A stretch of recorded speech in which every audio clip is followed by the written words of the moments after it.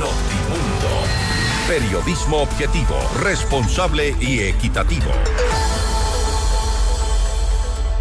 El expresidente de Perú, Pedro Castillo, fue sentenciado a 11 años y 5 meses de prisión por el delito de conspiración para la rebelión tras el fallido intento de golpe de Estado que protagonizó en 2022. Esta es la entrevista de Fausto Yepes. Hoy con...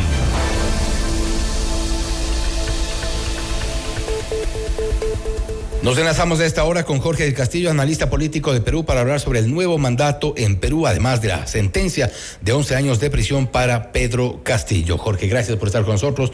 Fausto Yepes le saluda desde los estudios de FM Mundo en Quito. Bienvenido. Bueno, muchísimas gracias. Un gran saludo a nuestro hermano pueblo ecuatoriano. Bueno, como ustedes ven, estamos aquí en un día así, el otro también, con sentencias a presidentes, ¿no? Así vemos, y es algo que genera preocupación también. Evidentemente es motivo de debate lo que ocurre, por ejemplo, en Perú. Tampoco se escapa de nuestro país, pero hoy en concreto hablamos de Perú. Pedro Castillo a 11 años de prisión. También tenemos otros de los sentenciados: Alejandro Toledo, Ollanta Humala, Martín Vizcarra. Tenemos también expresidentes procesados como Pedro Pablo Kuczynski, Alberto Fujimori en su momento. El poder como que realmente corrompe, y los resultados los vemos allí. Bueno, efectivamente, digamos, la parte mala y vergonzante, diría yo, es el hecho de tener en este momento 4 presidentes presos, ¿no? Toledo, Ollanta Humala, Pedro Castillo y Vizcarra. Y posiblemente haya otras altas autoridades que también pasen por la misma situación. Pero la parte buena, como sucede en todo hecho de la vida, es que esto significa que en el Perú nadie tiene corona.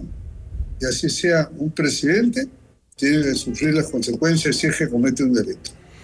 Y esto obedece mucho también a una base, y se ha dicho mucho de una institucionalidad que se siente, que se puede palpar en Perú. Bueno, todos los procesos, ha habido mucho movimiento político, ¿no? En pocos años, fíjense, en 6 años hemos tenido 7 presidentes. Es pésimo, porque eso no le da ninguna estabilidad al país. Pero también, mirándole un aspecto positivo, todas esas transferencias se han hecho dentro del marco constitucional, y incluyendo una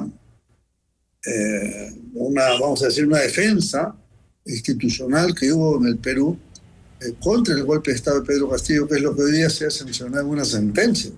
Así es que eso es importante, porque esto también implica que no hay impunidad para quien pretenda asumir una dictadura para convertirse en un gobierno autoritario y que está fuera de la ley.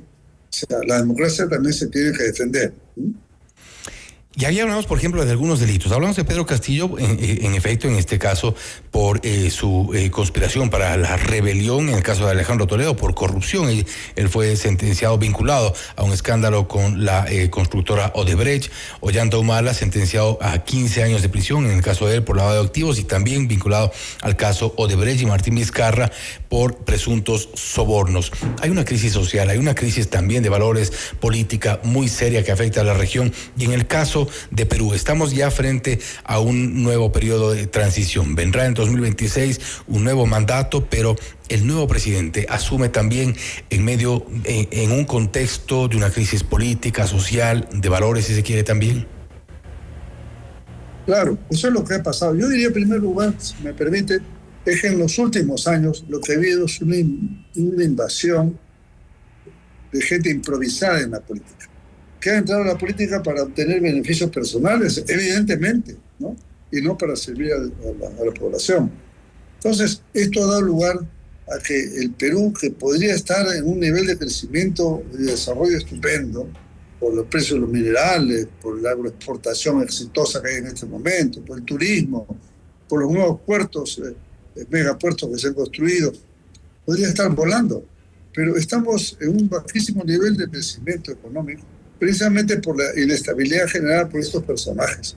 Espero que ese capítulo se acabe y que el próximo año, en abril, cuando vengan las elecciones, podamos contar un grupo democrático, serio, estable, que sepa manejar la economía, que respete los derechos de todos. Esa sería, si eso solamente pasara, le estoy seguro que el desarrollo del Perú retomaría un buen ritmo como el que teníamos hace casi 15 años, ¿no?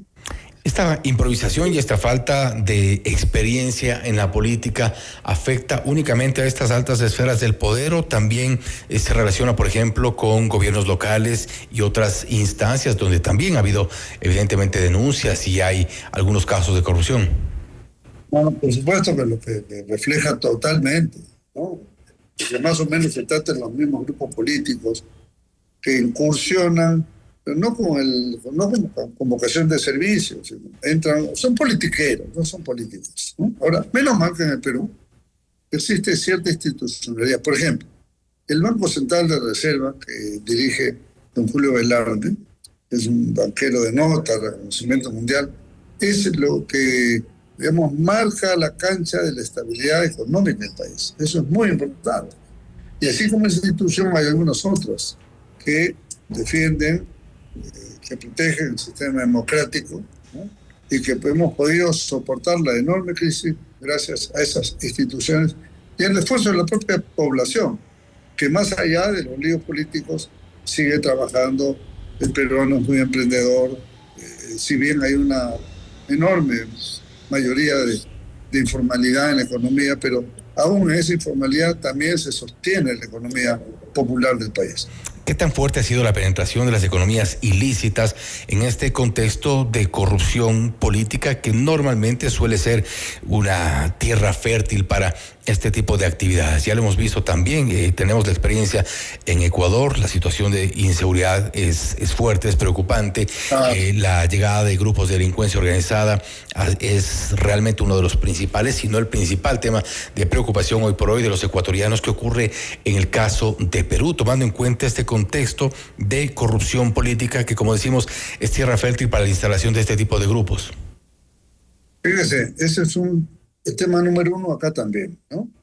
Porque esta migración, que es bienvenida en lo que se refiere a la gente de buena voluntad, perseguida en su país, pero a eso Nicolás Maduro le agregó, parece que salió gente de las cárceles y los mandó a Colombia, Ecuador, Perú, Chile, etcétera, que nos vienen a crear unos problemas tremendos que se suman a los nuestros, pero que se suman con gran crueldad. No sé si será lo mismo, pero aquí con gran crueldad. Y hay amenazas pues globales, el narcotráfico, la tala ilegal, el tráfico de personas inclusive, y obviamente la criminalidad organizada que entra en extorsión, en chantaje, se ha puesto muy peligroso. Ahora bien, y ya para ir cerrando, el nuevo mandato en Perú, hay un inicio de gestión con cierta fragilidad en medio también de protestas, de reclamos por parte de la sociedad, de protestas en las calles. ¿Cómo ve usted qué podría ocurrir en 2026, tomando en cuenta que hay esta transición y, como siempre, hay normalmente expectativa, hay normalmente esperanza de que los días sean mejores, que venga una clase política a dar un giro al tema social, al tema económico, entre otros?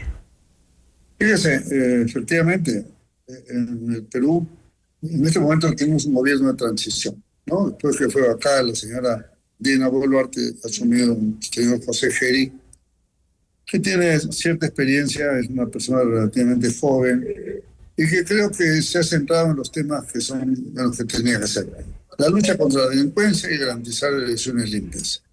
Más nada se le pide por ahora. Ya las otras tareas vendrán con el nuevo gobierno. Si es que, y fíjese usted, y este presidente Geri ha subido a más del 50% de aprobación hoy, solamente por la actitud, por el cambio de comportamiento, vamos a decir así, ¿no? Dejando de lado la frivolidad, se ha dedicado a tratar de resolver el tema de la seguridad ciudadana. Bueno, eso me parece bien, yo no he votado por él, ni lo conozco, pero no puedo dejar de reconocer que está haciendo un trabajo que el pueblo está aceptando. Y lo que queremos es ahora una elección limpia, no violenta. Hay que tener mucho cuidado con eso para que podamos tener un buen resultado. Por lo menos hay cierta paz social en el Perú en este momento, y ojalá se mantenga esa situación. Pero ¿cómo van a influir las movilizaciones que están anunciadas? ¿Y esto podrá ser de alguna forma un tropiezo en este proceso de transición? Hay un sector que se llama de la minería informal, a la cual se suma la ilegal, esa que trabaja en ríos y que afecta al medio ambiente, en fin, esa es la minería ilegal. Ellos están en pos de una legislación que los proteja, ¿no? Yo creo que el tema hay que estudiarlo y manejar con buen criterio político ese tema para que el problema social no se convierta en algo inmanejable. Creo que eso es fundamental y espero que el gobierno sepa actuar con propiedad en ese tema. Esa es la única amenaza que yo veo en este momento, vamos a decir, de disturbio callejero, ¿no? Por lo demás, ha bajado bastante las líneas de reclamo que tenía que ser parte de la población. Entra entonces Perú en proceso de transición. Jorge, nuevamente gracias por su tiempo y gracias por habernos acompañado. Encantado, muchas gracias. Gracias nuevamente. Jorge del Castillo, analista político de Perú, hablando sobre el nuevo mandato en Perú. José Enrique Geri es el nuevo presidente que está en este periodo de transición. Además, hemos conversado también sobre la sentencia de 11 años de prisión para Pedro Castillo. Ya es uno más que se suma a los expresidentes de Perú condenados por casos de corrupción. Esto es Notimundo Estelar, siempre bien informados. Noticias, entrevistas, análisis e información inmediata. Notimundo Estelar regresa enseguida. Desde el primer día informamos